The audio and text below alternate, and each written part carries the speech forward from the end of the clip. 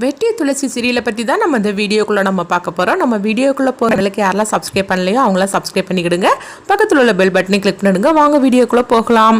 வெற்றியும் துளசியும் பார்த்தோம்னா அவங்க ஈஸ்வரமூர்த்திக்காக அவங்க பிரச்சாரம் பண்ணிட்டு இருக்கிறாங்க. அப்போ அவங்களுக்கு எதிராக திவ்யாவும் பிரச்சாரம் பண்ணிட்டு இருக்கிறாங்க. அப்போ அவங்க பார்த்தோம்னா ஈஸ்வரமூர்த்தியும் வெற்றியும் பற்றி அவங்க ரொம்பவே மோசமாக பேசிட்டு இருக்கிறாங்க. இந்த வெற்றி நல்லவன் கிடையாது, அது மட்டும் இல்லாமல் என் வாழ்க்கையை நம்ப வச்சு கெடுத்தவனாக்கும் இவன் என்ன கல்யாணம் பண்ணிக்கிடுதுன்னு சொல்லிக்கிட்டு கடைசியில் துளசி கல்யாணம் பண்ணிக்கிட்டு அவன் என்னன்னா துளசி ஏற்கனவே கல்யாணம் வரைக்கும் போய் நின்று போச்சுது. இப்போ அந்த குழந்தைய இவ தான் வளர்த்துக்கிட்டு இருக்கிறா. அது எல்லா பிரச்சனைக்கு காரணம் அந்த குழந்தையோட சொத்து தான் அப்படின்னு சொல்லிக்கிட்டு துளசி பத்தி ரொம்பவே மோசமா திட்டவும் அப்போ பார்த்தோம்னா துளசி ரொம்பவே சோகத்தோடு இருக்கிறாங்க. அப்போ அபிராமியும் துளசியும் அந்த குழந்தையும் போட்டு ரொம்பவே திட்டவும் உடனே துளசி ஒரு முடிவு எடுக்கிறாங்க. இதுக்கு மேலே நம்ம இந்த வீட்டில் இருக்க வேண்டாம்னு சொல்லிக்கிட்டு தியாவை அழைச்சிக்கிட்டு வீட்டை விட்டு போகணும்னு சொல்லி முடிவு எடுக்கும் போது அபிராமியும் மீனாட்சி ரொம்பவே சந்தோஷப்பட்டு இருக்கிறாங்க. அப்போ வெட்டி தடுத்து நிறுத்துறாங்க. அடுத்ததாக பார்த்தோம்னா வெட்டி சொல்றாங்க தியாவை வேற ஒரு குழந்தை இருக்க வரைக்கும் தானே எல்லாருமே இந்த மாதிரி பேசுவாங்க. தியாவை சட்டப்படி நம்ம குழந்தைய தத்தெடுத்துட்டோம்னா அதுக்கு பிறகு யாராலும் எதுவுமே செய்ய முடியாது அப்படிங்கவும் இது கிட்டதுமே அபிராமி அதிர்ச்சி அடைகிறாங்க. இப்போ மீனாட்சி சொல்றாங்க பாத்தீங்களா வெற்றி எந்த அளவுக்கு மாத்திட்ட அப்படின்னு சொல்லவும் அப்போ அபிராமி எவ்வளோ தடுக்கிறாங்க.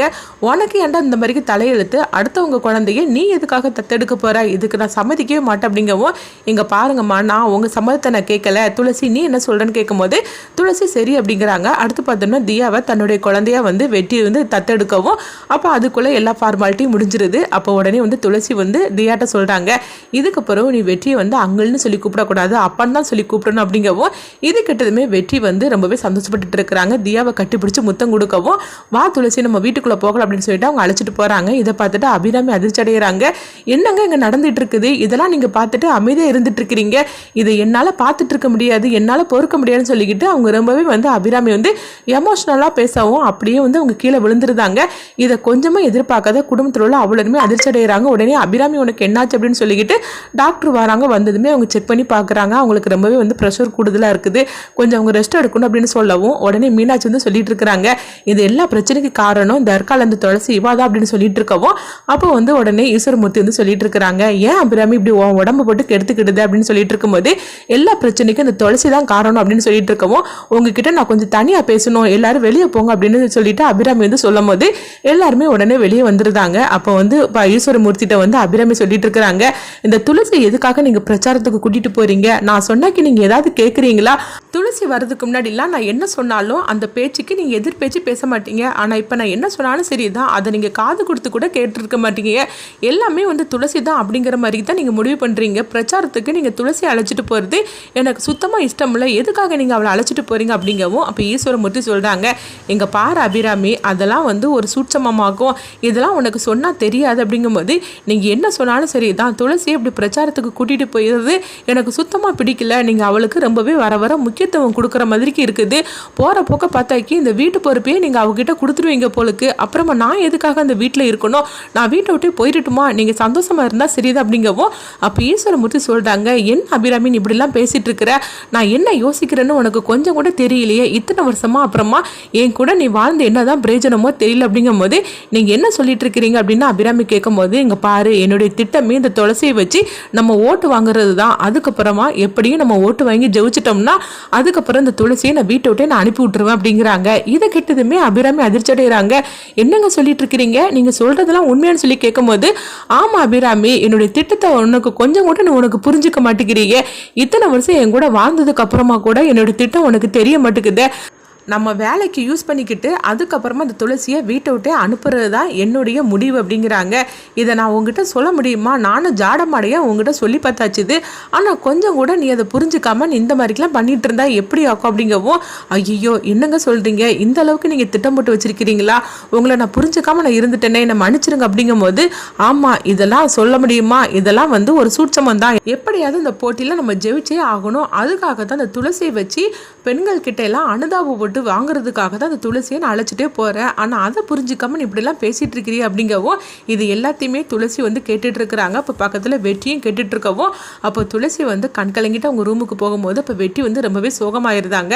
அப்பா கூட கடைசியில் இந்த மாதிரிலாம் இருப்பாருன்னு சொல்லி நம்ம கொஞ்சம் கூட எதிர்பார்க்கவே இல்லையே, அவர் இவ்வளோ மோசமாக வர நினைக்கிறாரு அப்படின்னு சொல்லிக்கிட்டு அவங்க ரொம்பவே சோகத்தோடு இருக்கவும் அப்போ இங்கே பார்த்தோம்னா அபிராமி ஈஸ்வரமூர்த்திட்ட சொல்கிறாங்க இங்கே பாருங்க என்னை மன்னிச்சிருங்க, இனிமேல் உங்கள் வேலைக்கு நான் இடைஞ்சலாக இருக்க மாட்டேங்க அப்படிங்கவும் சரி சரி நீ இப்போமா வந்து சாப்பிடவா, அவன் உடம்ப கெடுத்துக்காத அப்படின்னு சொல்லவும், துளசி கிட்ட இந்த மாதிரிலாம் நீ சொல்லிட்டு இருக்காத, நம்ம மட்டும் ஹோட்டலில் நம்ம வந்து ஜெயிச்சிரு, தேர்தலில் எப்படியாவது ஜெயிச்சிடணும், அதுக்கப்புறம் இந்த துளசிக்கு நான் பண்ணுறேன் பாரு, அவளை அந்த வீட்டை விட்டு ஓட நான் விரட்டுறேன் பாரு அப்படிங்கவும், இது கெட்டதுமே உடனே அவங்க அபிராமி வந்து சந்தோஷப்பட்டு இருக்கிறாங்க. அடுத்ததாக பார்த்தோம்னா துளசியை தான் காட்டுறாங்க. இப்போ துளசி வந்து கலங்கிட்டு இருக்கோம். வெற்றி வந்து துளசி கிட்ட மன்னிப்பு கேட்குறாங்க.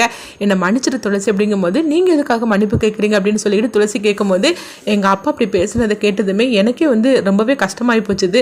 அப்போ உங்களுக்கு எப்படி இருக்கும், அவருடைய ஓட்டு தேவைக்காக உங்களை இப்படி வந்து யூஸ் பண்ணிக்கிட்டு தார, இதை நான் கொஞ்சம் கூட எதிர்பார்க்கவே இல்லை அப்படிங்கவும், அப்போ வந்து துளசி சொல்கிறாங்க, என்ன இருந்தாலும் சரி தான், நான் வந்து ஒரு ஏழை விட்டு மருமக மேலே வந்தவ தானே, அதனால தான் அவங்களுக்கு என் மேலே என்றைக்குமே வந்து அதாவது ஒரு நல்ல எண்ணமே வராது. அவங்க போட்டியில் ஜெயிச்சதுக்கு அப்புறமா என்னை கழட்டி விடுறதுக்காக தான் அவங்க இந்த மாதிரிக்கு முடிவு எடுத்திருக்கிறாங்க. எதுக்காக நான் அத்தனை நாள் காத்துட்டு இருக்கணும், நான் இப்பவுமே நான் வீட்டை விட்டு போகட்டுமா அப்படின்னு சொல்லவும், அப்போ வெற்றி வந்து தடுக்கிறாங்க. என்ன துளசி நினைச்சிட்டு இருக்கிறீங்க, இவங்களுக்குலாம் வந்து சரியான ஒரு ஆட்டத்தை காட்ட வேண்டாமா, இவங்க வந்து எப்படி இருந்து இருக்கிறாங்களோ அவங்க போக்கிலே போய் நம்ம இவங்களை வந்து பழி வாங்கணும் அப்படிங்கிறாங்க. என்ன சொல்றீங்கன்னு சொல்லி கேட்டுட்டு இருக்கவும், உடனே வந்து பார்த்தோம்னா வெற்றி வந்து ஒரு திட்டத்தை போடுறாங்க. எங்க பாரு துளசி, நீ இந்த மாதிரிக்கு ஒதுங்கி போனேன்னா அவங்க இந்த மாதிரி தான் பண்ணுவாங்க, இதை நம்மளுக்கு சாதகமாக நம்ம பயன்படுத்திக்கிடணும் அப்படிங்கவும், இதை கேட்டதுமே துளசி வந்து வெற்றியை பார்க்கும்போது, அப்போ வெற்றி வந்து ஒரு திட்டத்தை போட்டு கொடுக்குறாங்க. இதை கேட்டதுமே துளசி வந்து இதெல்லாம் எனக்கு தேவையில்லை அப்படின்னு சொல்லும்போது, அப்படிலாம் இல்லை துளசி, நீங்கள் வந்து இந்த வீட்டுக்கு மருமக, என் பொண்டாட்டியாகும், அப்படி இருக்கும்போது உங்களுடைய உரிமையை நீங்கள் விட்டு கொடுக்கக்கூடாது. நீங்கள் எதுக்காக வீட்டை விட்டு போகணும்னு சொல்லி முடிவெடுக்கிறீங்க, நீங்கள் எதுக்காக வீட்டை விட்டு போகணும், நான் இந்த வீட்டு மகன், நீங்கள் இந்த வீட்டுக்கு மருமக, அதனால நம்மளுடைய உரிமையை நம்ம விட்டு கொடுக்கக்கூடாது அப்படிங்கிறாங்க. அது மட்டும் இல்லாமல் ஓட்டுக்காக தானே எங்கள் அப்பா இந்த மாதிரிக்கு உங்களை வச்சு அதாவது அதை ஓட்டாக்கணும்னு சொல்லி நினைக்கிறாரு.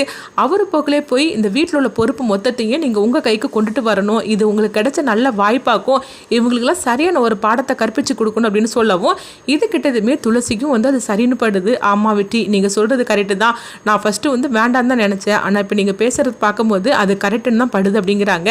இதை வச்சு நம்ம என்ன பண்ணணும்னு பாருங்க அப்படிங்கும்போது உடனே துளசி சரி அப்படிங்கிறாங்க. அடுத்ததாக பார்த்தோம்னா ஈஸ்வரமூர்த்தி வந்து அடுத்த நாள் ஆனதுமே, என்னம்மா துளசி கிளம்பிட்டியா, நம்ம பிரச்சாரத்துக்கு போகலாம் அப்படிங்கும்போது, இல்லை மாமா, நான் பிரச்சாரத்துக்கு வரணும்னா எனக்கு சில இதெல்லாம் பொறுப்புகளாக நீங்கள் தரணும் அப்படிங்கிறாங்க. இதை கேட்டதுமே அபிராமியும் மீனாட்சியும் அதிர்ச்சி அடைகிறாங்க. என்னம்மா நீ சொல்லிட்டு இருக்கிற அப்படிங்கும்போது, ஆமாம் மாமா, அத்தைக்கு தான் உடம்பு சரியில்லைல்ல, அவங்க எதுக்காக நம்மளும் ஓடி ஆடி வேலை செய்யணும், இன்னும் இந்த வீட்டு பொறுப்பை நானே எடுத்துக்கிடுதேன், எதுக்காக வந்து அதாவது நீங்கள் வெளியே பிரச்சாரம் பண்ணுறதுக்காக அந்த பொறுப்பையும் நீங்கள் கொடுத்துருக்கிறீங்க, அதே மாதிரிக்கு வீட்டு பொறுப்பையும் என்கிட்டே கொடுங்க அப்படிங்கவும், இப்போ வெட்டியும் சொல்கிறாங்க, ஆமாப்பா அம்மாவுக்கு தான் உடம்பு சரியில்லைல்ல, அதனால வீட்டு பொறுப்பெல்லாம் ஒன்றுமல்ல, அதாவது நம்ம துளசிக்கிட்டே கொடுத்துடலாம் அப்படிங்கவும், இது கேட்டதுமே மீனாட்சி அதிர்ச்சி அடைகிறாங்க. என்னது வீட்டு பொறுப்பு இவகிட்ட கொடுக்கணுமா, ஏற்கனவே அத்தைக்கு அப்புறமா அந்த பொறுப்பெல்லாம் எனக்கும் என் புருஷனுக்கு தான் வரணும்னு நினச்சிக்கிட்டு இருக்கிறேன், அது மட்டும் இல்லாமல் ஏற்கனவே வந்து அந்த வெற்றி வந்து மாமாவுக்கு அப்புறமா வந்து அவன் தான் அப்படிங்கிற மாதிரிக்கு கட்சி பொறுப்பெல்லாம் எடுத்துட்டு இருக்கிறான், இவன் என்னப்பா வீட்டு பொறுப்பையும் எடுத்துட்டு இருக்கிறா, அப்போ அத்தைக்கு அப்புறமா எல்லாமே இவளுக்கு தான் வருமா, ஆக மொத்தத்தில் நானும் என் புருஷனா இப்போ டம்மியாக இருக்க வேண்டியதுதானே அப்படின்னு சொல்லிட்டு அவங்க வந்து மீனாட்சி வந்து மனசுக்குள்ள நினைக்கவும், இங்கே பார்த்தோம்னா ஈஸ்வரமூர்த்திக்கு என்ன பண்ணுதுன்னு தெரியல, எப்படியாவது துளசியை பிரச்சாரத்துக்கு கூட்டிகிட்டு போகணும், அப்போ வெட்டியும் வந்து அவன் வந்து வரமாட்டான், இதனால இப்போ என்ன பண்ணலாம்னு சொல்லிட்டு ஈஸ்வரமூர்த்தி ஒரு முடிவு எடுக்கிறாங்க. அப்போ உடனே ஈஸ்வரமூர்த்தி வந்து அபிராமி கிட்ட கண்ணை காட்டுறாங்க. அப்போ அபிராமியும் வந்து புரிஞ்சுக்கிடவும், அப்போ அபிராமிகிட்ட சொல்கிறாங்க, ஆமாம்மா துளசி சொல்கிறதுலாம் கரெக்டு தான், இன்னும் வீட்டு பொறுப்பெல்லாம் அவளை ஏற்றுக்கிடட்டும் அப்படிங்க, அதனால உங்ககிட்ட இருக்க சாவியை துளசி கிட்ட கொடுத்துருமா அப்படின்னு ஈஸ்வரமூர்த்தி சொல்லவும், உடனே அபிராமிக்கு என்ன பண்ணுதுன்னே தெரியல, ஏற்கனவே ஈஸ்வரமூர்த்தி இப்படி சொன்னனால அபிராமியே சரி அப்படின்றதாங்க. இதை கொஞ்சமே எதிர்பார்க்காத மீனாட்சி வந்து அதிர்ச்சி அடைகிறாங்க. என்னத்தை நீங்கள் சொல்றீங்கன்னு கேட்கும்போது, நீ கொஞ்சம் அமைதியார் அப்படின்னு சொல்லி துளசி கிட்ட சாவியை கொடுக்குறாங்க.